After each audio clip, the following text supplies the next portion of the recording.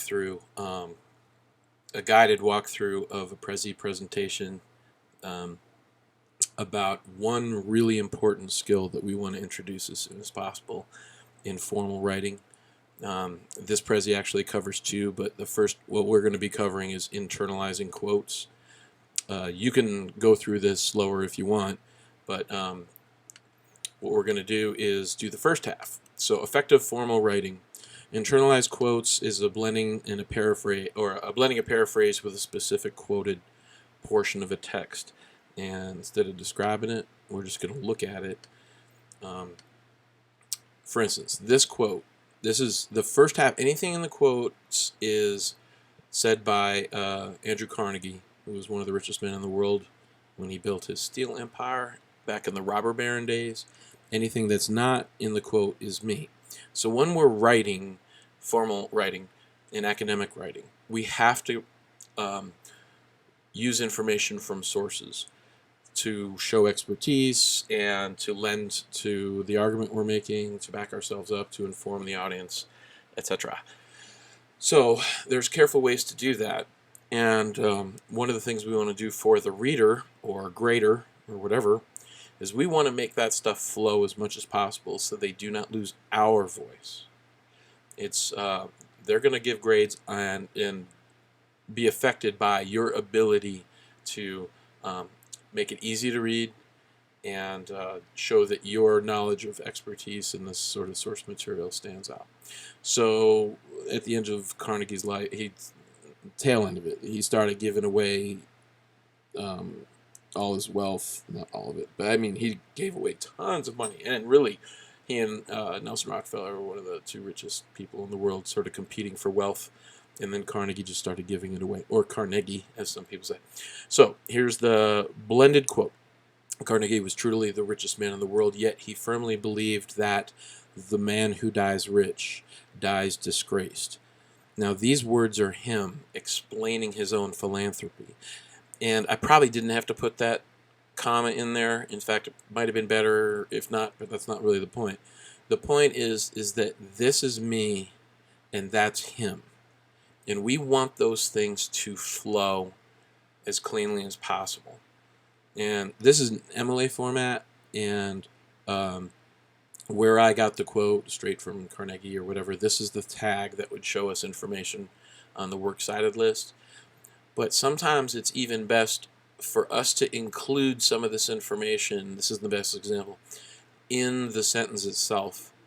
And that informs the audience and informs the reader that you have a great deal of familiarity with this sort of research and what it means. What we don't want to do is lift an entire sentence from a quote that's good, but then just drop it into our paper and hope it flows, or introduce it in a weak fashion. So one of the things he did do was he built libraries to give information to people for free. He grew up really poor and sort of scrapped for knowledge, and he thought that was the best way to give back. So here's another example. He believed that a library outranks any other one thing that a community can do to benefit its people. So this came from a Kent book, or this is the last name of the author of a book, or I don't remember where I got this. That's the page number, and that's the author. We want to give simple tag information so that if we went to the works cited list, we could figure out which one. Oh, it's the Kent source or work, and it's from page 378. But as I read that, there was no break. These are my words, and these are a direct quote from Kent, or whatever this author. So what we want to do is internalize this stuff as much as possible with flow. Now, sometimes it is important to have an entire quote that's an entire sentence, or stand on its own, or maybe, several lines of a speech. But we don't want to wear the reader out. And one other thing we don't want to do is, if a professor or anybody else is running this through SafeCheck or Turnitin.com or one of these unoriginality or plagiarism scanning digital programs, anything, even if you have the tag in there, and don't plagiarize and put this information in there correctly and give them credit, the larger the unoriginal amount, if they see this quote and turn it in, and those programs are pretty powerful, the more they'll see that isn't you, it just comes up as a quick number and a quick reference as soon as you turn it in, that every professor that's going to grade that uses SafeCheck or those programs is going to see. So you don't want to look at even this one. It's not a very good sentence. This isn't my best or anything like that. Only 5 words are mine. And I could have trimmed this down a little bit better. This one, the first one, was a little bit more clean. So the purpose of this is it releases the writer to only quote a specific portion of the text while giving the writer, which is you, opportunity to paraphrase a large contextual meaning. That makes the reading more rich.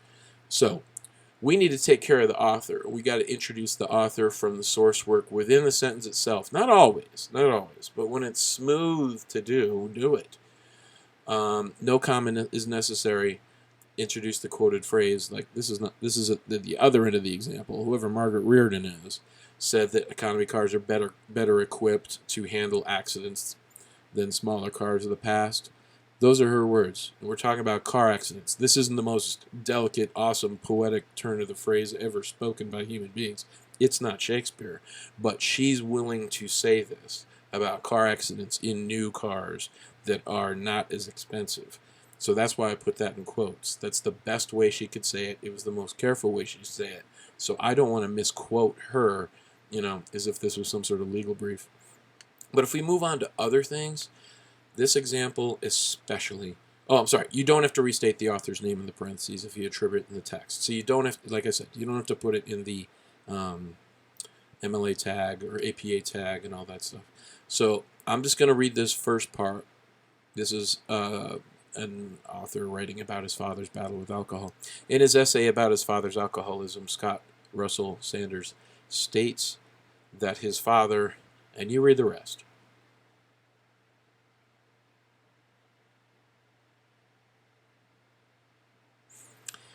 This is so well written. This is so well written. It would be a sin to paraphrase this. It's so good. And who would I be to even, try to summarize this and paraphrase? But I also don't want it to dominate my source material. I wanted to get to this magic right here. And it is so painfully honest.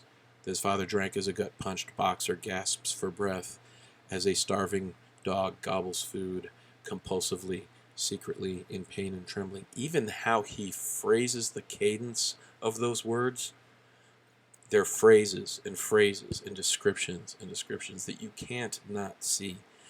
So, as far as the MLA goes, or any citations, that's page 295 of this essay that clearly the reader knows is an attribution to this guy. So, what we want to do is when we're reading source material and finding things, we want to take it all in, but really look for whatever the turn of the phrase is that's truly excellent. If you're playing around text manipulation, you want to maybe, whatever the phrase is that you think is really, really well written, bold it, and give yourself the right to work around that bolded phrase or that, whatever it is, and paraphrase an introduction or some sort of context, and then just make it work grammatically. Now, sometimes you may have to change a pronoun, verb tense, or some initial capital letter to make it fit grammatically. You are allowed to do that. So this is Nancy Mears. Looking back on her life with multiple sclerosis, Nancy Mears declares that she was never a beautiful woman, and for that reason she has spent most of her life suffering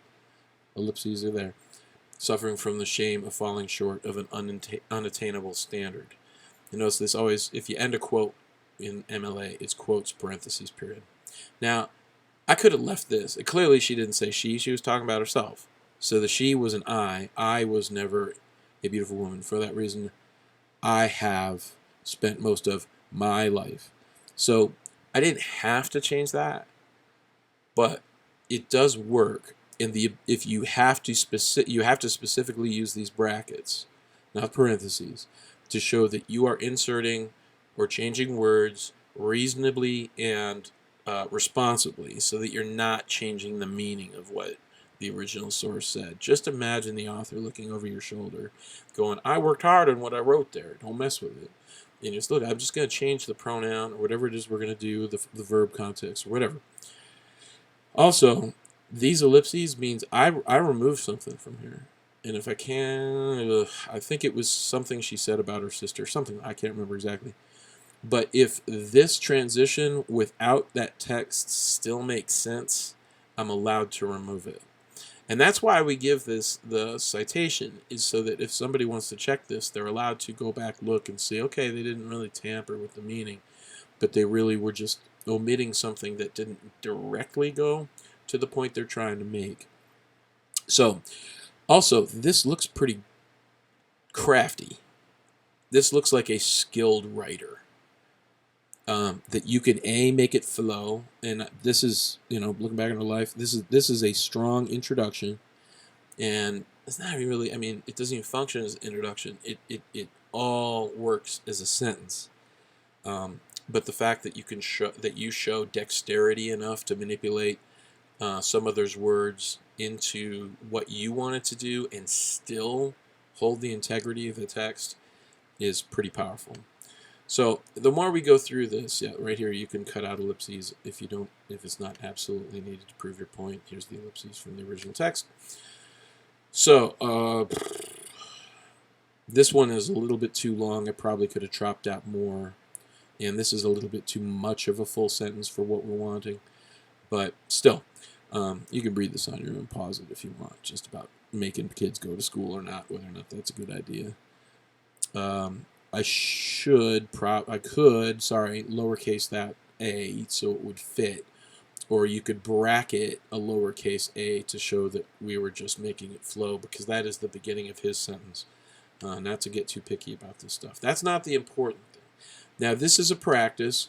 Walk through this on your own. You have the link to this presentation, but we want to get to that small part of the phrase that we think is most important, and then introduce around it.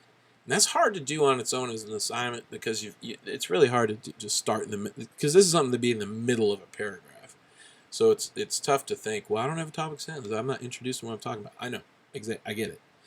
But, just like the examples I gave, it doesn't matter what you didn't have to know what paper I was writing or what my point was to see the how the introduction works. And the MLA citation still has to remain intact. The thing we do after that is the complex commentary.